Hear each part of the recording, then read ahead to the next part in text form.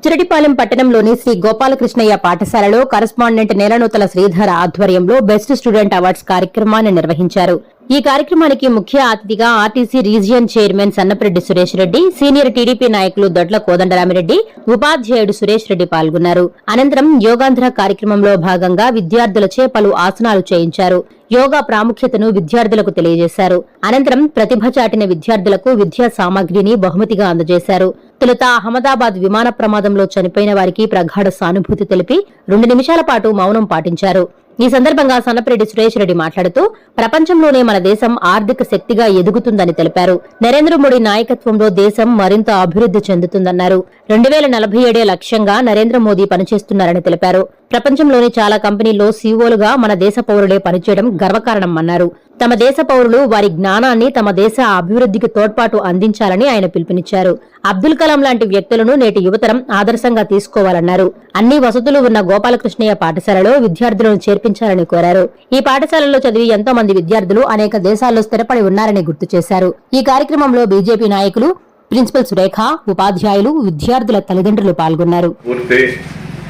ఇవన్నీ కూడా చూసిన తర్వాత ఇంకా శ్రీధర్ గారి యొక్క ఆలోచన మనకు సుస్పష్టంగా మొదటనే అర్థమైంది.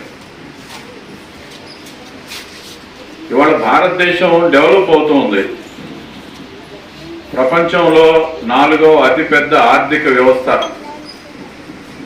చాలా మంది పిల్లలకి జపాన్ అంటే శాస్త్ర సాంకేతిక రంగంలో అమెరికా, జపాన్ ని మనం ఎక్కువగా చెప్పుకుంటూ ఉంటాం. అలాంటి జపాన్ కంటే మించినటువంటి ఆర్థిక శక్తిగా మనం ఇవాళ అవతరించాం. రాబోయే రోజుల్లో ఆస్ట్రేలియాని కూడా మనం దాటిపోతున్నాం. $5 ట్రిలియన్ యొక్క ఆర్థిక శక్తిగా ఎవరు ఏర్పాటు చేశారు? వాళ్ళ తాత ముత్తాతలు ఏమన్నా కానీ రాజులు కాదు. ఆయన ఏమన్నా పెద్ద ఇదివరకు వచ్చినటువంటి జమీందారు కుటుంబాల నుంచి రాలే. ఆయన వచ్చింది నరేంద్ర మోడీ గారు అతి సామాన్యమైనటువంటి ఒక ఛాయ్వాలా కుటుంబంలో నుంచి వచ్చి ఆయన ఏకైక లక్ష్యం ఒకటే, మన యొక్క భారతదేశం ప్రపంచంలో ఒకప్పుడు జగద్గురువుగా మనం ప్రపంచానికే కట్టుబొట్టు, ఆచార వ్యవహారాలు ఇవన్నీ నేర్పించినటువంటి ఒక భరత భూమి. ఒకనాడు ఎట్లా చీర కట్టుకోవాలా, ఎట్లా గుడ్డలు వేసుకోవాలా, ఎట్లా వండాలా, ఎట్లా తినాలనేటువంటి తెలియనటువంటి రోజుల్లో మనం ప్రపంచానికే అనేక విషయాలు తెలియజెప్పాం. అలాంటి నరేంద్ర మోడీ గారి ఆశయం కూడా ఒకటే, మళ్ళా తిరిగి మన భారతదేశం ప్రపంచంలో అగ్రగామిగా, జగద్గురువుగా, శక్తిశాలి సంపన్న దేశంగా అమెరికా, జర్మనీ, జపాన్, ఆ యొక్క ఆస్ట్రేలియా సరసన మన దేశం కూడా 2047 నాటికి నంబర్ 1 కావాలనేటువంటిది ఆయన యొక్క ఉద్దేశం.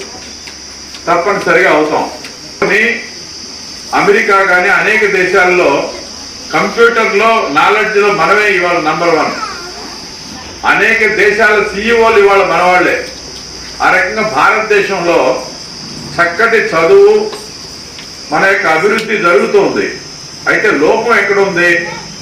అసలైనటువంటి మన భారతీయత, మన యొక్క ఆలోచన విధానం, మన యొక్క భారత్ ఏ రకంగా గౌరవించాలి, సమాజానికి సేవ ఏ రకంగా చేయాలి, భార్యాభర్తలు ఏ రకంగా ఉండాలి, ఇతరులకి మనకి కుటుంబ వ్యవస్థలో ఉన్న తేడా లేదు, ఇవన్నీ మర్చిపోతూ ఉన్నాం. అందువల్ల భారతీయత లేనటువంటి అభివృద్ధి ఏదైతే ఉందో అది మొత్తం మళ్ళా శూన్యం అవుతుంది. మనకందరికీ కూడా అబ్దుల్ కలాం గారిని ఆదర్శంగా తీసుకుంటాం. ఆయన మన రాష్ట్రపతి, వాజ్పేయి గారు ఆయన్ని రాష్ట్రపతిగా పెట్టాడు. ఆయన చిన్నతనంలో సైకిల్ దొక్కుతూ, పేపర్ వేసుకుంటూ, 10 రూపాయలు సంపాదించుకుంటూ ఆయన రామేశ్వరంలో చిన్న ఎలిమెంటరీ స్కూల్లో గుంటబడిలో చదువుకుంటూ ఎక్కడికి వచ్చాడు? ఆయన ఆటం బాంబుని తయారు చేయగలిగేటువంటి అంత సైంటిస్ట్ గా తయారయ్యాడు.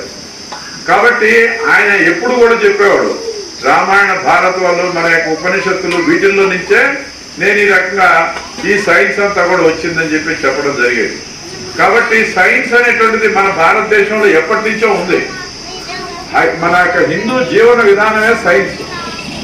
నిన్న ఎక్కడో చూసా నేను, మట్టి కుండలో అన్నం వండితే దాంట్లో ఇన్ని రకాల పోషకాలు ఉన్నాయి, ఈ షుగర్ వ్యాధులు కానీ మిగతా ఇప్పుడు వచ్చిన జబ్బులని రావని చెప్తున్నారు.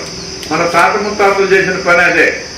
అందువల్ల ఇవాళ ఇలాంటి గురుకులాలు లాంటి స్కూల్స్ ఏదైతే ఉన్నాయో ఇవి అక్కడక్కడ ఉన్నప్పటికీ కూడా దీంట్లో నుంచి భారతదేశానికి కావాల్సినటువంటి అమూల్యమైనటువంటి వ్యక్తుల యొక్క నిర్మాణం జరుగుతుంది.